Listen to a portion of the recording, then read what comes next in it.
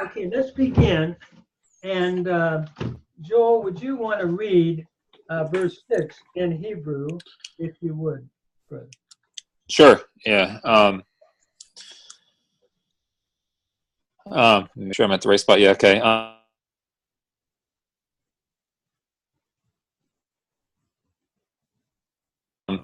Vayer Rakia um, Betok Hamayim Vehi Mavdil Ben Mayam Lamayam. Very Oh, good. Bain, not Ben, but Bain Good, Joel. Mayam Lamayam. Vayomer Elohim Yehi Rakia Betoch Hamayim Vihi Mavdil Ben Mayim La Mayim. So let's begin. Vayomer. Joel, can you talk about what the root is of Vayomer? Yeah, it's Amar, I guess would be more accurate. It's the verb to speak or to say, like To speak or to say, exactly. Now, what is the prefix? it's a yod prefix. And what does that show? That shows that it's the third person masculine singular. Yes, and in the Hebrew, we prefix the imperfect and we suffix the perfects, right? So that would be an Yes. imperfect and its third masculine singular with the yod. Now, just a couple other questions. You have a vav there, and you have a pathak. Can you talk about grammatically what that vav with a pathak, and there's a dogish in the yod. It's sort of hard to see, but there's a dogish in the yod. Can you tell me what that vav is with the pathak and the dogish in the yod? Yeah, that's a vav consecutive, which we see a lot of time in especially in like the narrative sections. Exactly. What do we mean by a consecutive? Well, yeah, it causes us when we read it to change the tense in our, no, not in the grammar written down, but when we translate it, the tense of the verb from the imperfect to the perfect. Exactly. In other words, vayomer, the vav with the pathak underneath, is changing the imperfect and putting it into the past. And this is in the context of a perfect having preceded it. For example, in Genesis, Bereshit bara. Bara is a perfect. And then from then on, we are moving with a vav pathak, doubling of that yod, as what we call a vav consecutive. And that's the rule as to why that's appearing. And so grammarians call it a vav consecutive for that reason. Now, you have a pathak underneath and a dogish in the yod. Can you tell me, Joel, what historically, why do we have the dogish in the yod? Was it? I can't remember what letter it was. Was it a lamed originally that dropped out? And that's why we have the dogish in there. Historically, it was vav. Yeah, you're thinking of the article. Historically, it was. Oh yeah, I am. Vav yomer, and the vav of the conjunction, the second vav, assimilated into the yod by progressive assimilation. So vav yomer became va yomer. Now, notice you have one other thought I need to throw out. If you have a perfect with a vav and a shabah, that is a vav what we call consecutive that would turn the perfect over and make it futuristic.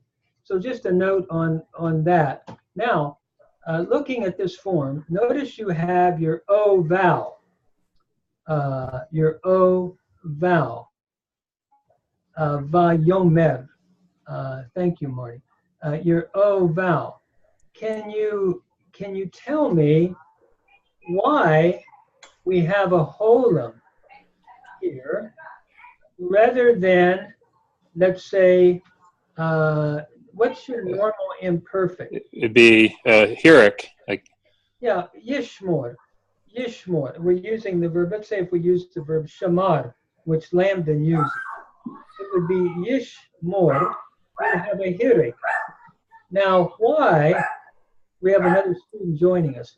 Why do you have the holum here? What causes that? Any ideas? I think, but I might be wrong, but I think it's because of the aleph. Yes. This is what do we call this verb? It's a weak verb. It's one of the weak verbs. When we have an aleph, what do grammarians call it? Quiescing, you mean, or? Well, it's a Well, no, that's when it doesn't take a verb. No, sorry. pay aleph. Pay aleph. And Oh, okay. I'm sorry. I thought you meant the verb with the aleph in it.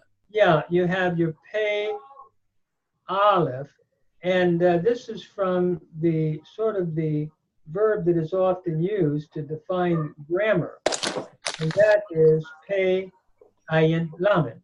And so grammarians call it a pay aleph. Some grammarians would even speak of it as a one aleph because it's in the pay position. Think of pay ayin lamed as position number 1, the pay ayin position number 2, lamed position number 3. So, as Marty is showing on the diagramming, you have that holum. And any ideas how we get to a holum in a pay aleph verb? No, I don't know. Okay, Marty, any ideas?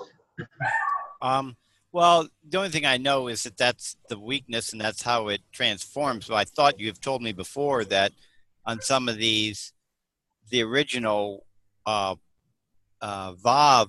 at the beginning was pronounced like the W, and so you would have kind of that ow sound, and so that converted over to the olim.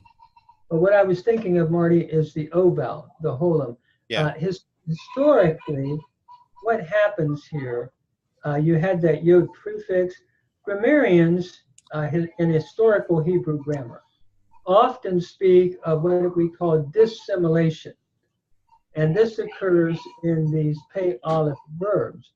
And aleph, by the way, is quiescent. It's not like, it's a guttural. And so it's not like yishmor, where the sheen in that verb is just a regular, can I say, consonant. So this is a silent, aleph, quiescent, they call it, silent.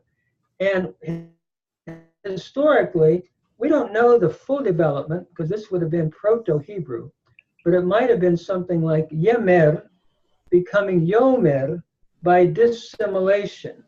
That is, possibly the, let's say, the segol, if it had appeared under the yod, dissimilates. It becomes dissimilar. Sorry. Changes to a holum. And so grammarians speak of this as a dissimilation, vayomer. And we see this in these pay aleph verbs throughout. We're going to see it all the way throughout Genesis 1. Vayomer, vayomer, vayomer. It's just your cow imperfect, third masculine singular. From Amar, it's one of the weak verbs. And when you put it into the imperfect, it will always have that holum. Afa, to bake, and so forth. That's the same thing. And so Weingreen talks about these weak verbs under the pay aleph section. Lambden would do the same, all of your basic grammars.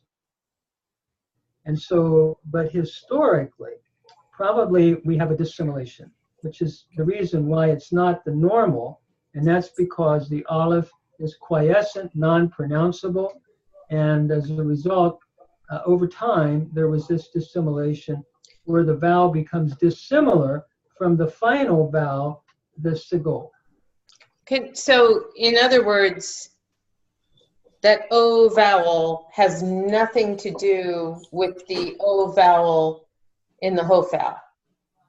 Right, right. Will the Hofal always be a Kametz Katon? If you're looking at for the most part, if you're looking at a regular verb, let's say you're using the verb shabar, the verb kabad. This is the verb that Weingreen uses, and I sort of follow Weingreen. Yok bad, it would be a holam vav, not a holam, but it would be, it would be not a holam vav, a kametz katon. It would be a short O vowel in a closed, unaccented syllable. So here we have a holam. So yeah, this is different than the Hifel Carol, where Yog Bad would be that it looks like a kametz, but it's what we call a kametz katon, where this is a simple long holam. I think your question is, do we ever have for the Hofal the holam? Right. And I would say probably I don't ever remember seeing a Hofal with a holam, because usually what you have in order to close the syllable, in order to get the kametz hatuf, is a shiva. And yeah. And so it seems like you do have the kametz hatuf usually with the Hofal. So it's not an O class vowel, it's specifically a kametz hatuf. I mean, it's not just any O class vowel when we're parsing. For the Hofal. It has to be a kametz hatuf, right? I don't know if it has to be, but I've never seen it otherwise. So okay. Yeah, good question. And I think that's basically valid, what you're saying, Marty. Okay. So basically, we would translate this, and God said. That vayomer will be all the way through. You just parse it as a simple kal or pa'al, if you're using that nomenclature. Imperfect third masculine singular from whatever root we're talking about. Now, from the root, at least a pay noon verb, or a pay olive verb. All the way through, we're going to see that kal imperfect third masculine singular from amar with a vav conversive or a vav consecutive used repetitiously through Genesis 1. So God said, now, yes, Carol, we're going to come to the next verb, or to the next form. Go ahead, Carol. Can I ask another question about this one? Because if it's kal, then doesn't that have the IA pattern? And you dealt with why there's no I, but there's also no A. So this is a kal imperfect in disguise, it seems. This is what we call a weak verb. Weak verbs change from your simple kal imperfect of your non-weak verbs. And even under the mem, because the mem isn't weak. Yeah, historically this might have been yam ru, and ru dropped out, and then you have that anatypic vowel, that helping vowel, the sigol was added. To make it yamer, probably yemer, becoming yomer. So that's why this is different. And that's getting us into a little bit of historical Hebrew grammar. Eventually, Marty and I are going to go through that part of the grammar, but it's good that we can highlight it here in context. Well, it's a good question too, Carol, because that's the whole point of knowing the strong verb, and to know the forms for the strong verb, because then when you come to these weak verbs where something changes, you say, wait a second, something changed. And so that's the whole deal with understanding, the pay olive here, or the you have weakness in verbs in all different kinds of ways, lamed hey, or whatever the weakness is, and it causes a change to take place, and that's the whole thing. I mean, but if you don't know the strong verb, then how do you know that a change has taken place? Right. So that's why you got to know the strong verb. Mm-hmm. Good point, Marty. And I'm sure we're going to find one of those in here somewhere too. Well, Eventually. I see another weak one coming up. Yeah. let's go to the next one. Vayomer Elohim, and God said, Yehi Rakia. Carol, how do you translate Yehi Rakia? Well, Yehi is from Haya, to be, and let's see. That has its own conjugation that I have yet to memorize, but it's the cal imperfect third masculine singular. But it says it's jussive in form. And honestly, I don't really know what that means yet. So, but I did, I looked it up. Okay. So it means let there be, or have it happen. It's like an imperative almost, right? A jussive is like a command. Yeah. And this An imperative.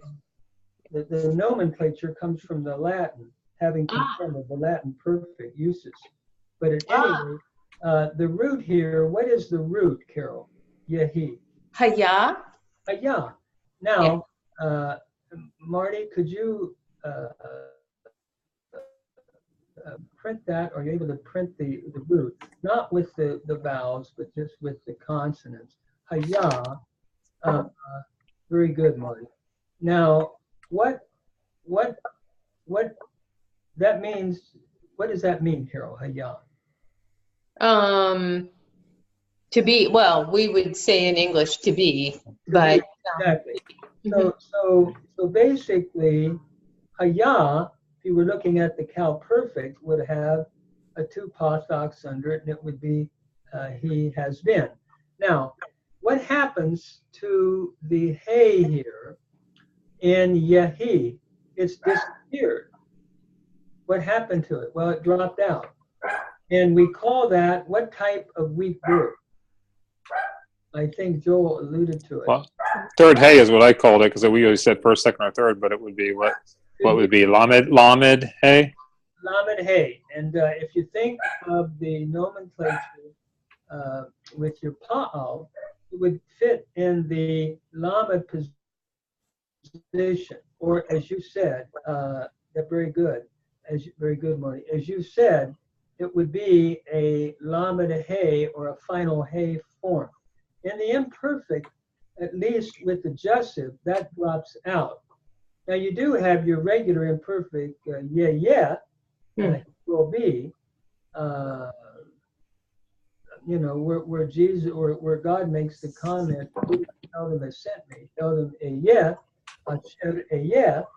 their haya has the final hey. But when you're putting it into a jussive form, and jussive means command. And so you could parse it as a cal imperfect / jussive.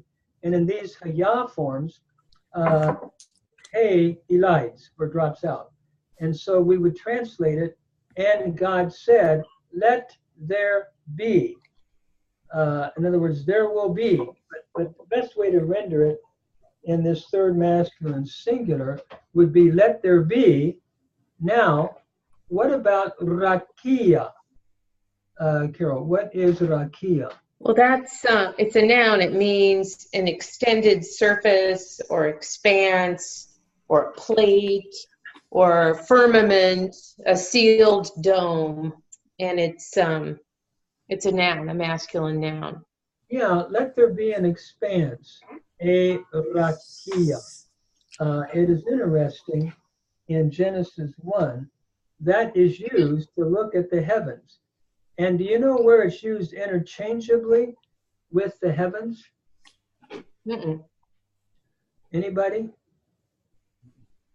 In Psalm 19. Psalm 19, which, by the way, is a great, great psalm that talks about the greatness of God in creation and how that we are to worship the Creator, not the sun or the moon. And it's one of my very favorite psalms. But Hashemayim misaprim kabod el. The heavens declare the glory of God. Uma ma'aseh radav, or excuse me, yadav magid harakia. And the work of his hands, the rakia, is declaring. Here in Psalm 19, the Hebrew Shemayim and the Hebrew Harakia are the same thing. Basically, what we're looking at here is what we call a synonymous parallelism. In other words, line 1, and you have this in Hebrew poetry, is Hashemayim misaprim kabod el, and then line 2 is Ma'aseh yadav magid harakia. But what I'm pointing out is Hashemayim and harakia are used interchangeably. So rakia looks at the heavens, but technically it means expanse. Like a hammered out disc that God slid between the waters, poetically speaking. But the word is used interchangeably with Shemayim.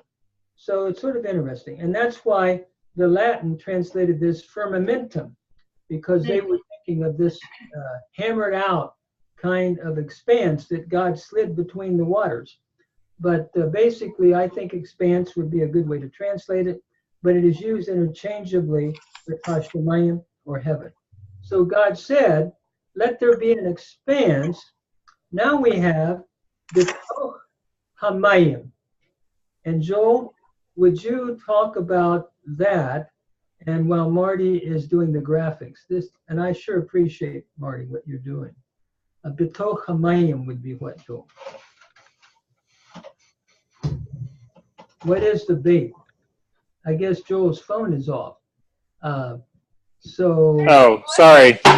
In the midst of the water. Hello? Yeah. This is all that we have. Can you hear me? I can hear you. In the midst of the water. Yeah, what is the bait? It'd be a preposition, and then also the word midst. Yeah, and tok means midst, and then we have of the waters. Yeah, that's in construct then. What do we mean by something, two nouns in construct? Well, I like to compare it to the Greek genitive case, where it's like the word of in translation. Yeah, And how can you recognize that?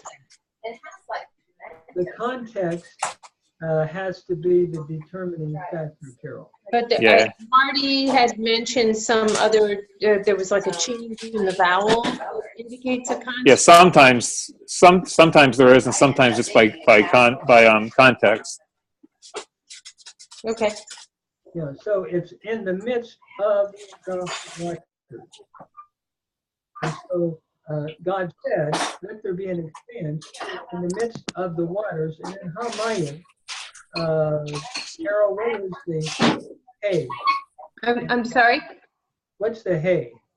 Oh, the hay is the definite article. The ha is Meaning the waters. And then Mayim is waters. How do you have, what do you have that comets, Yod, Hirik, Mem?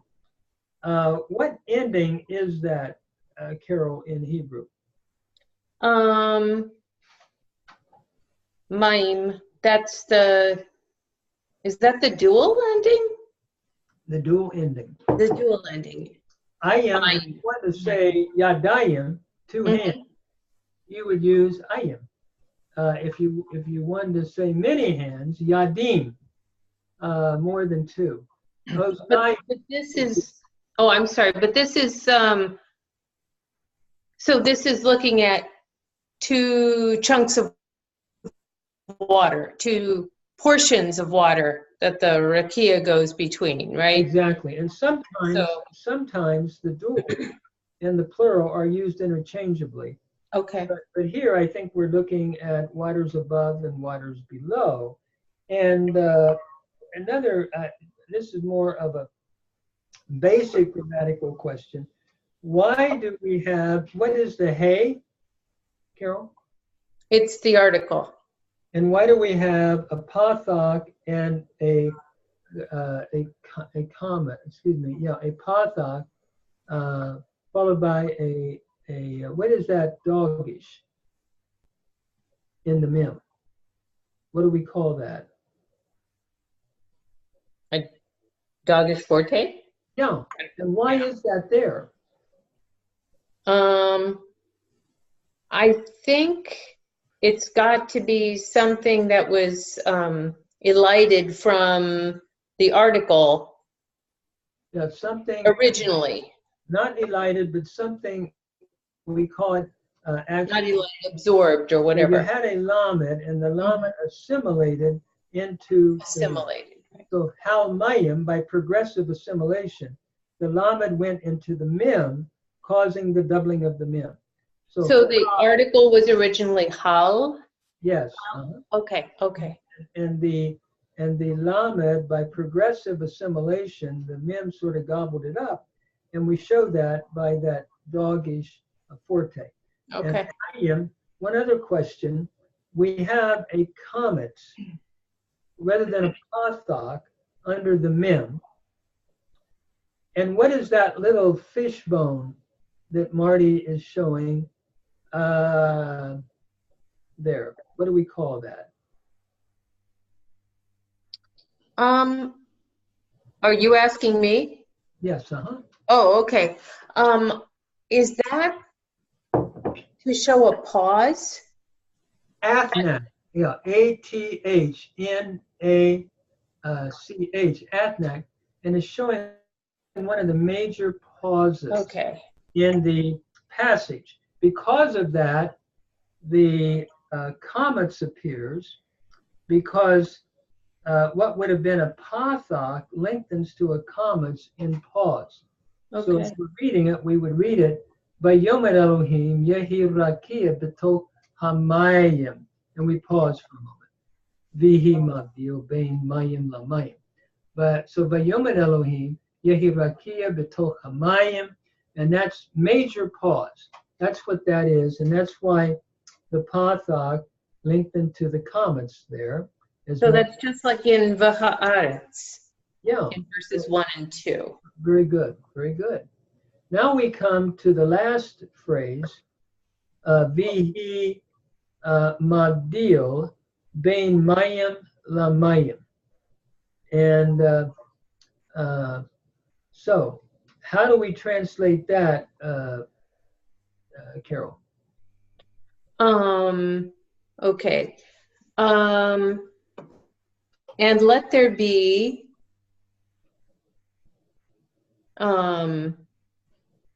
hold on.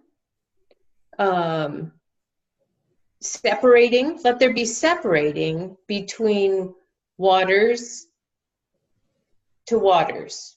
Yeah, and let there be a division, a separating between the waters up to the waters. Now, let's talk about Vayehi. How would you parse Vayehi?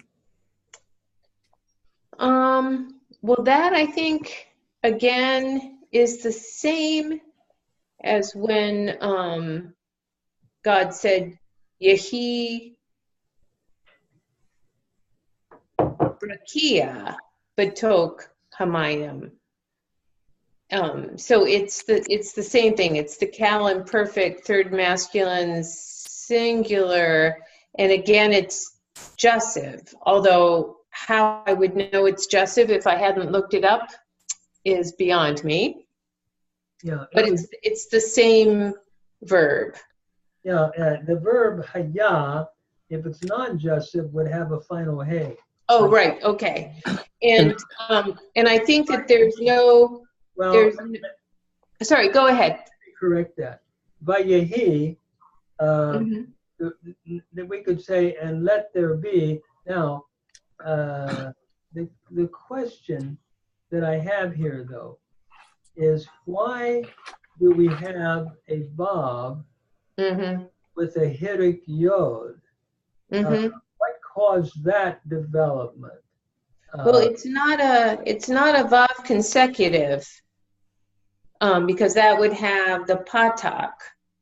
So it's just and, I think, and you can't have the vav and then the yod with the oh my goodness, what's the half vowel? The Shva. Shavah, thank you. You can't have the Shavah there, so I think it became one syllable. Very V. good. In other words, historically, as Marty's pointing out, underneath the Vav, historically, could have been Ve, Ye, He. And you would have had underneath that a Shavah.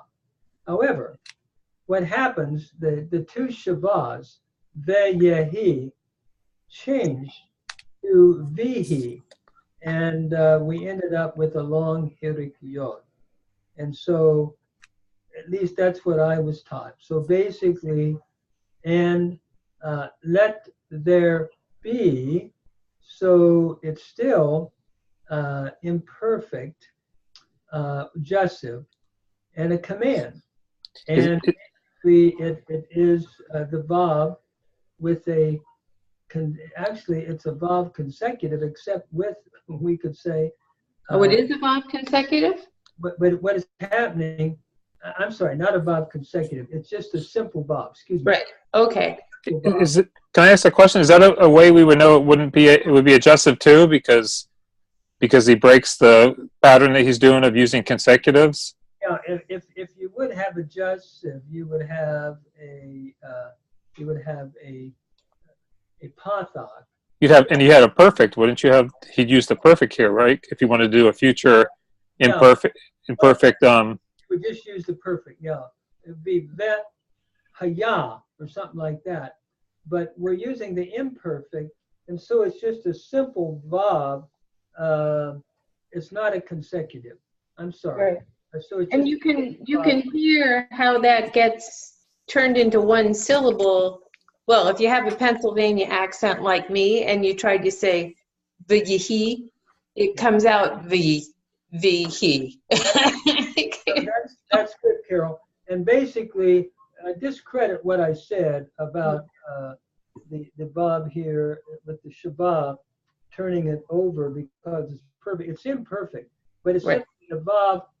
It's simply just a Vav connective. That would be, which historically would have been Ve, yeah, he, becoming He. And so, and let there be, now, Mavdil, what is that, Joel? Mavdil.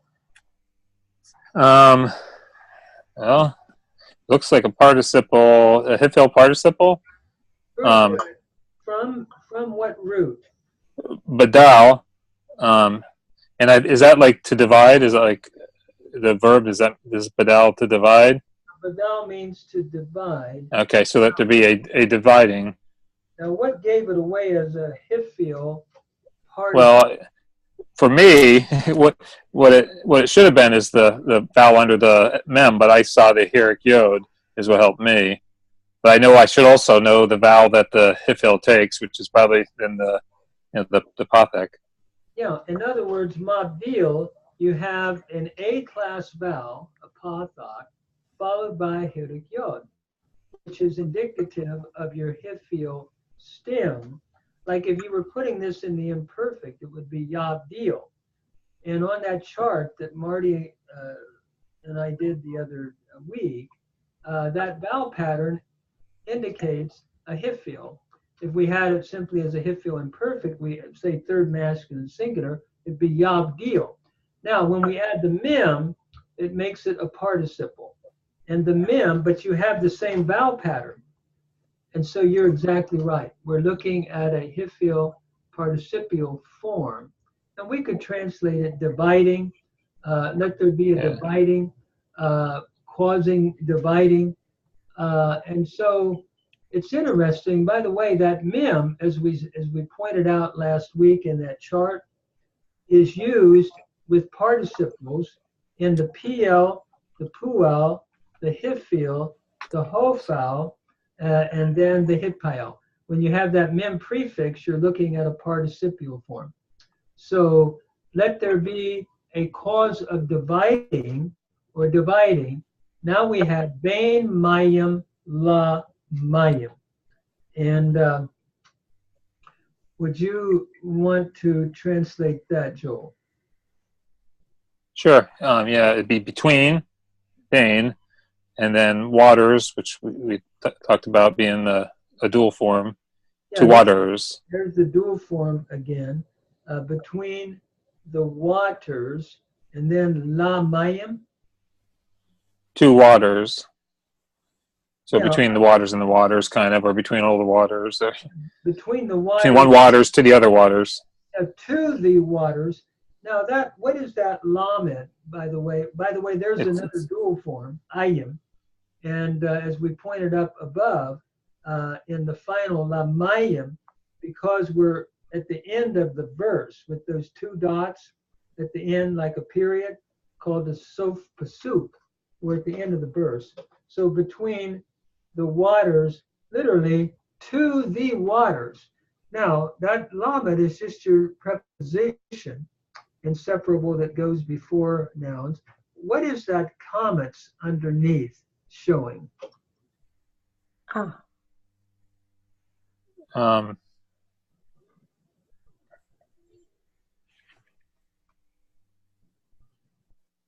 I'm not sure. I'm sure it has something to do with the lamed being added.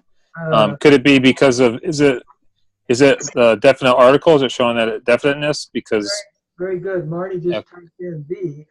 oh, sorry, I didn't look. I didn't cheat and look at that, but Historically, I was looking at my Bible. historically it would have been le hamayim, and the hay drops out, and the comets underneath, or the pathak underneath the original hay, lengthens to a commas under the lamed. So it's the sign of the definite article with the prepositional, with the preposition lamed. So it would be between the waters, literally to the waters. And that comment we would have to translate as a definite article. And so that's how we know that it was a definite article. If it was non-definite, you just have a shabbat, to, let's say, a waters, but this would be to the waters. And But it's sort of curious that before, when I was reading Batok Hamayim, between the waters, it made sense that the waters were dual, because if you're sliding something between them, you're going to have two parts, right? So that the idea of dual waters makes some sense. But now there's going to be a separating between dual waters to dual waters. exactly. You know? That's weird. Well, he's separating between, in other words, let there be an expanse between the waters. The waters above, can we say, Carol, the waters below? Yeah, but it makes it sound like between the dual waters and the other dual waters. Well, I think rather than speaking of two dual waters, I think in my understanding of the text, and God said, let there be an expanse between the waters above, the waters below, and let there be a division, just a repetition now of what he's just said. Let there be a division. The division becomes the rakia, the expanse, between the waters to the waters. And then What does that mean? as he goes on, he's going to talk about the waters above and the waters below. It'll be interesting to see if those are always dual. You know? Yes, Mayim is always dual. It is. Yeah, So that's the thing about other it. It's one of those places- words that's always dual.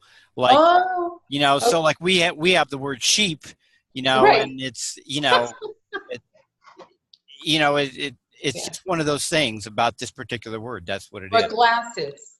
Glasses are always dual. Yeah. Okay. Yeah. All Or right. bicycle. Yeah. Yeah. True. Okay. So basically, what are we learning here? We've looked at what we call the vocabulary, rakia, tok, mabdil. So the first step is to learn the vocabulary. Then we're looking at how to translate. So you have to know vocabulary to translate. And then we're looking at grammar. We're looking at the verbs. How do we understand what we're looking at? I mean, we're looking at an imperfect, like in Bayomer, and the details of it. We need to know that. We need to understand Yahi and Mabdil and so forth. So really, knowing how to identify stems is key to being able to translate ancient Hebrew. Now, it is true that for a modern Israeli that just speaks fluently, they just speak it. They may not know the details. I remember when I was at Dropsy, one of the Jewish students said, for the first time in my life, I'm learning what I'm reading fluently. I'm learning grammar. It'd be like in English. If we go back and learn, English grammar thoroughly. Well, but when we're not living and speaking Hebrew every day, we need to understand. And I would say, in all honesty, when you're getting into the details of exegesis, even if you can speak Hebrew fluently, you need to understand what's going on grammatically to be able to give a proper rendition. Or why are we looking at a history? What is a history? What's the distinction between that, let's say, and a PO and so forth? So grammar is very important, even though to a lot of people it's a boring study. I've been listening to this audio by one of the professors that taught at Oklahoma, and he was talking about Churchill when he had to learn Latin. And he was very upset as a boy. Why do I learn the word table? Mensa, mensai, mensai, mensam. What's that all about? And he was sort of rebelling against his Latin teacher, saying, well, you need to learn it so you can translate Latin properly and so forth. So at any rate, it's sort of, I think those are the steps. And so let's talk about what is this text saying interpretationally, Joel? What is it saying? Well, I mean, it's continuing the creation story. I mean, I don't think it's said an awful lot yet, but it's just, I mean, it's talking about when God separated the waters beneath the sky to the waters on the earth. But I mean, it's continuing to show God's great creative power. But what's the difference between this and Enuma Elish? Enuma Elish is the Babylonian account of creation. Wasn't that multiple gods in that, and wasn't it more violent? I think what we had spoken of in the past weeks. What happens in that? Marty, do you remember, or Carol? Well, Tiamat and Marduk duke it up, and gods get chopped in two, and heavens and earth get made out of them, and there's a titanic struggle. Whereas here, God is the only actor. God is the only actor, unopposed, unaided, just completely independent and sovereign. And God just says, let it be so. And it happens. Very good. So God, what model is being seen of God in Genesis 1? As a king, I would say, really. A king. Yeah, God is a king. He's on his throne. He's shouting out commands. And God said, let there be an expanse. He doesn't have to struggle with the Tahom like Marduk does in the Enuma Elish. He just speaks. And he says, look, let there be an expanse in the midst of the waters. And so his word is the final word as king.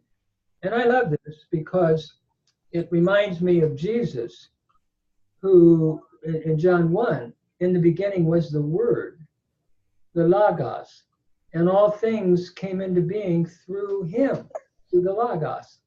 And so John applies the language of Genesis 1 to Christ, who is the source of everything, the source of creation.